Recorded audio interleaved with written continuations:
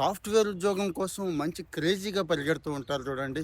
వాళ్ళు చూడండి, వీడియో మర్చిపోకుండా చూడండి, పూర్తిగా చూడండి. అలాగే సాఫ్ట్వేర్ ఉద్యోగం చేసే వాళ్ళకు కూడా పంపించండి.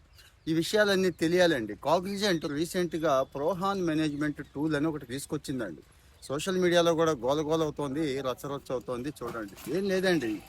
ఉద్యోగి కీబోర్డు, మౌస్ ఈ రెండే కదా.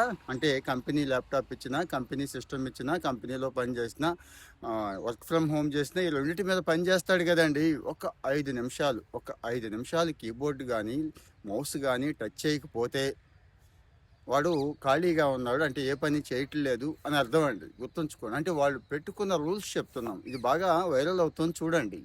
అలాగే ఒక 15 నిమిషాల పాటు మౌస్ కానీ కీబోర్డ్ కానీ టచ్ చేయకపోతే అసలు మనోడు ఏదో ఎంగేజ్ అయిపోయాడు, పర్సనల్ పని ఏదో చూసుకుంటున్నాడు, ఏదో పులిహార చేసుకుంటున్నాడు అన్నట్టుగా ఫీల్ అయ్యి దీన్ని దీన్ని ఆ ఉద్యోగి సామర్థ్యాలతో, అంటే ఉద్యోగి ఎఫిషియన్సీతోనూ, వాడి ప్రమోషన్స్, వాడి జీతాలు, పే హైకులు ఇవన్నీ ఉన్నాయి కదా, వీటన్నిటికీ ముడిపెట్టేస్తున్నారు అని చెప్పి గోల చేస్తున్నారండి. అంటే ఏఐ వచ్చేసింది, ఏఐ ఎలా వాడుకోవచ్చు అంటే ఎలాగైనా వాడుకోవచ్చు, ఇదిగో ట్రాకింగ్కి కూడా వాడుకోవచ్చు అని చెప్పి కాగ్నిజెంట్ ప్రూవ్ చేస్తుంది. కానీ కాగ్నిజెంట్ ఏమంటుందంటే అబ్బాయి అలాంటిది ఏమీ లేదు, జస్ట్ మేము వాచ్ అండ్ వాటి కోసమే చూస్తున్నాము, గమనించడం కోసం ఎవరు ఎలా ఉన్నారు అనేది. అంటే ఒక్కో టీం ఒక్కోలాగా పనిచేస్తూ ఉంటుంది కదా, డిఫరెంట్ అవసరాలు ఉంటాయి కదా. కొన్ని చోట్ల మరి నిరంతరం పనిచేయాల్సిన అవసరం ఉంటుంది, వాళ్ళు ఖాళీగా ఉంటే ఎలాగా అని చెప్పి కాగ్నిజెంట్ అంటుందండి. సో మరి ఇప్పుడు కొన్ని భ్రమలు అయితే మనలో తొలగిపోవాలండి.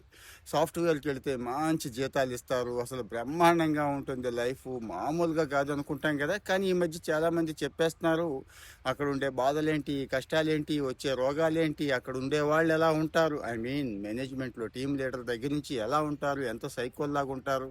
అందుకే సాఫ్ట్వేర్ వాళ్ళు డబ్బులు ఒకటే ఉంటాయి తప్పించి మిగిలినన్నీ పోతాయి, మీరే బెటర్ అయ్యా బాబు అని బయట వాళ్ళకి చెప్తూ ఉంటారు కదండి. సో మరి ఇలాంటివి వచ్చినప్పుడు కొన్ని వాస్తవాలు తెలియాలి. అంటే ఈ రకమైన ప్రెజరు సాఫ్ట్వేర్లో ఉంటుందండి. జీతం ఒకటే ఇస్తారని అనుకుంటాం కానీ వాళ్ళ బాధ వాళ్ళది. మనకి మన మీద ఇన్వెస్ట్ చేసిన 10 రూపాయలతో 100 సంపాదించాలని ఒకడు, 1000 సంపాదించాలని ఒకడు అనుకుంటారు కదా.